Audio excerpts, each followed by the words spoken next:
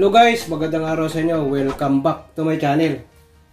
Sa video ito, ituturo ko sa inyo kung paano kumuha ng offset na 45 degrees. Tapos gamitan natin ng formula na times 1.414. Ito yung gagawin natin na bending ay naka-horizontal siya. Yan, naka-ganito. Ibig sabihin, top view ito. Hindi siya naka-vertical na naka-ganito yung bending natin. Ito yung naka-ganito siya. Pag naka-top view tayo, naka-ganito yung ano natin. Yan. Yan. Gaganito siya. Tapos ganyan. Ito yung kukunin natin ngayon. Kung paano ba natin makuha ang tamang bending na sumampa sa rito sa support. Sa isang support na isaktong-isakto. Nagamitan natin ang formula na times 1.414. Yan ang sa travel niya. Ngayon, pag kinuha natin ito, ang ginawa ko, tinapat natin dito sa guhit para madali makuha yung pinaka-distansya ng bending mo. Kasi ito yung gilid ng cable tray mo. Pag binid mo na ngayon ito pa rin yung magiging gilid yan ito. Yan. Pag binid mo na ng ganito, pag nakaganito, ito na rin yung magiging gilid yan. Gaya nito, ito rin ang gilid niya. Pag binid mo ng ganyan, dito yan tatapat. Kaya, ito yung kukunan natin na distansya. Ito. Yan. Bali, ang nakuha natin ay 15 cm. Ngayon, pag nakuha mo na yung 15 cm na yan, sa distance nito, sa isa mong support, gilid by gilid, yan ngayon yung i-times mo sa 1.414. Kagaya nito. Diba 15 cm yung nakuha natin dito? Ayan. 15 cm. Or 150 mm. Ngayon, ang 15 cm na lumabas, i-times mo ngayon sa times 1.414. Bali yun ang answer, yun ang pinaka-travel mo ngayon. Ngayon, kasi yung distance dito ay 15 cm ang distance nito. Mula dito, sa gilid nito, at saka sa gilid nito. Dito sa, ano natin, pinaka-support natin. Kaya ang gagamitin natin, kaya sinabi ko, distance, 45 degrees formula, distance times 1.414 equals travel. Kaya ang gagawin natin ito, halimbawa, dito yung ano natin, yan, cable tray. Yan. Yung cable tray natin ay 100 by 50 mm. Ibig sabihin, ito ay 100 ang lapad nito. Halimbawa lang yan. Halimbawa, ito yung cable tray natin. Ito yung side ng cable tray natin. At saka 50 mm dito. At saka ito ay, ang lapad nito ay 100 mm pag nakaganito yan. Yan. Kaya ito ay 100 mm. Ang laki nito, ayan. 100 mm siya. Kaya ang gagawin natin, ang formula naman ito, sa ano natin, sa cable tray natin, sa pagcutting natin, pag 100, gagamitan nyo lang ng formula na 100 times 0.80 equals 80 mm or 8 cm. Yan. Ngayon guys, dito tayo magsimula ngayon. Tatantahin mo lang yan. Yung cable tray mo yan. Halimbawa, dito na support mo. Dito. Tatantahin mo lang na dito ka mag-umpisa ng bikat. Ngayon, titestingin natin kung halimbawa, kasi ang travel nito, ang lumabas nito ay 21.21 cm. Titingnan natin kung lalapag ba yung cable tray natin. Lalapag siya guys. 21.21 cm. Ibig sabihin 211 211.2. Yan. 211. Bali 211.2 mm. Dito siya, dito. Kaya magsimula tayo rito ng bikat. Ang bibikat natin, nakalagay dito, 100 times 0.80 equals 80 mm or 8 cm. Ngayon, ito naman yung gagawin natin. Dito tayo. Yan, ano ba? Ganyan. Tantahin natin yan dito. Mga dito. Ano ba? Sukatin natin. 26. 27. Yan, 27. Mula sa 27, kakat na natin to. Mula dito tayo magsimula ng bikat. Yan. Ngayon guys, ang nakuha mo rito, kahit dahil sabi dito 80 mm or 8 cm. Kaya susukat tayo dito ng 80 or 8 cm. Yan. 8 cm din dito. 8 cm din dito. Ito din. Tapos guhitan natin yan. Guhit natin, hatian natin to, bali magiging 4 cm or 40 mm. Yan. Ibibikat natin ngayon yan. Bibikat natin ngayon dyan. Bibikat din natin dito.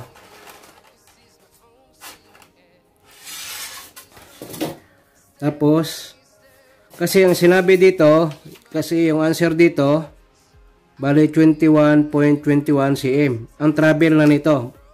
Kaya ito ang ginawa natin dito. Nagbika tayo rito. Ito na siya. Nagbika tayo rito. Yan. Tapos, ang bibikat natin na sunod dito ay 21.21 cm.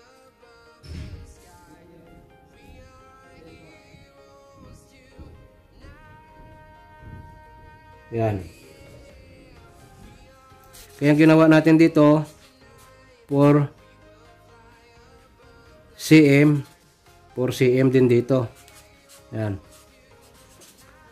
Ang total nito ay 8 cm. Ito yung total nito dahil 100 times 0.80 equals 80 mm or 8 cm. Kaya yung travel naman nito, ang sinabi dito, travel dito ay 21.21 cm. Kaya sabi dito, ang travel nito, magiging travel natin dito, tapos magbibika tayo ng isang bikat ulit. 21 travel, 21.21 cm.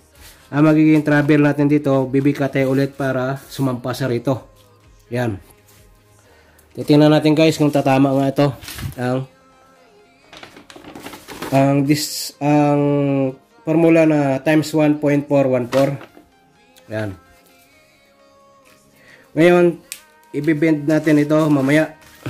Tatabasin natin ito pero kukuha na tayo ng travel na 21.21 cm or 211.2 mm. Kaya dito na tayo kukuha. 21.2. 21.2. Yan, tama yan. Ito yung 21.2 guys. Sentro ito sa sentro ng cutting mo. Pag ganito. Yan. Pag ganito tayo.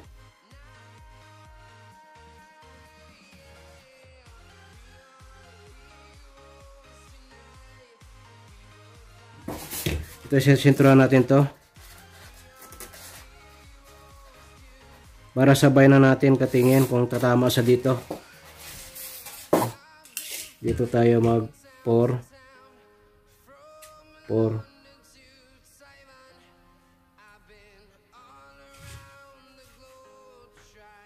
Yan.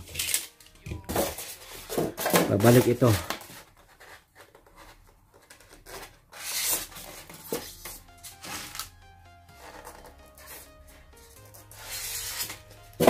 Yan na yung bikat natin.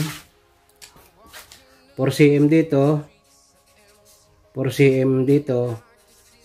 Total ay 8 cm. Yan, ito lahat. Dahil ang ano natin ay 100 times 0.80 equals 80 or 80 cm. Sana nakuha nyo guys. Ngayon, ito na yung travel niya ay magiging, kaya ang nakaalagay dito ay magiging 21 mula dito at saka dito 21 21.21 cm. Yan, travel niya to. Ito yung answer niya na kanina. Yan, sa travel niya. Kaya ito yung mangyayari, travelan natin para makasampa sa rito at saka makaganito dito. Ngayon, tatabasin na natin to guys kung tatama nga ito. Ito yung ginamit natin guys ay karton lang. Pero ito siya, pwede mo ma-apply sa actual na bending na kung totoong cable tray na ang kinakating nyo. Basta times 1.414 lang guys. Ito sa isa 45 degrees lang nakating ha. Pag sa hindi 45 degrees yung cutting mo, hindi mo makuha pag ginamitan mo yan ng times 1.414. Eskwala yung gagamitin nyo guys. Yan, ito na, itong unang bend natin. Halimbawa ito, yan. Yan, dyan na siya pumatak, di ba? Ayan, yan, ganyan na yan. Tapos magbibend tayong ganito kung sasampa sa dito. Tatabasin natin ito kung tatama siya.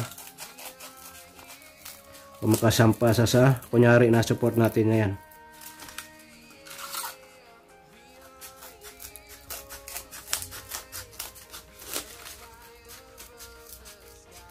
Ito ay sa horizontal na bend or vertical bend. Ayan, naputol. Pero okay lang yan. Ngayon, ano natin? Ayan, sumampa sa guys. Sumampa yung ano natin. Tumama siya. Saktong-sakto.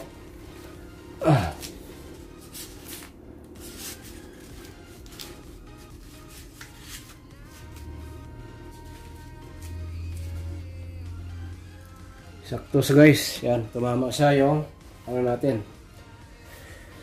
Yung ano natin, yung bending natin. Ginamitan natin ng 1.414. Ayan, sakto siya. Ang malaga, sumampa rito sa support. Pero kung kumapos sa rito, yan, pwede mo pa rin madugtungan yan dyan kasi mag-ano ka pa rin. Kukonektor, magdudugtong ka pa rin. Yan ang malaga na sumampa sa or tumama sa dito. May sakto siya. Kasi pag lumayo ka na dito, yung support mo, yan, halimbawa natacking mo na ito yung support mo, na welding mo na ito, yung dalawa na ito, yan, hindi mo na ma-adjust ito. At saka ito, hindi mo na ma-adjust yan. Kaya okay lang siya na sumampa siya, na may sakto sa doon sa ano natin, ayan. Kaya aprobado yung formula na times 1.414. Yung distance mo na unahin mo, yung layo, kaya nito, tsaka dito. Tapos, times mo sa times 1.414, yun ang travel mo. Yun ang travel mo. Tapos, kakatingin mo siya ng pagganito. Ito, pwede mo rin sa magamit nito guys, sa ano, sa tinatawag na vertical. Yan, ganito. Halimbawa, ganyan, pag ganyan. Yan. Pag ganito natin yan. Ito yung support mo. Yan. Tapos dito din ang support mo. Pataas naman ito. Ito height naman niya. Ito ay distance naman. Pwede mo rin gamit yan kung pa-vertical ka man o pataas. Ito naman yung kukunin mo. Yung height niya. Height niya. Ang support mo. Mula dito sa baba. 8 times mo rin sa height times 1.414 or distance times 1.414. Yan ang pagkuha sa sa cable tray natin pag 45 degrees, guys. Yung ang pag-bend mo, makukuha mo yan yung distance ng lalapagan ng support mo. At saka sa 45 makukuha mo yan yung magagamit mo ito yung times 1.414.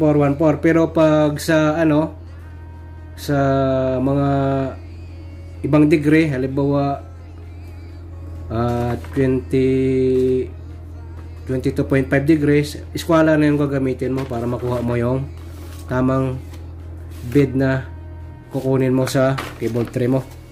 Yan lang, guys, ang ginawa natin kung paano mag-bend. Ito ay horizontal bend, hindi ito sa horizontal, ito horizontal bend ng cable tray natin. Pag ganito lang siya, pero pag pataas ay pa-vertical naman. Pag ganito naman natin yan. See, guys, salamat sa panonood. Pinakita ko lang sa inyo kung paano gamitin ang formula na times 1.414,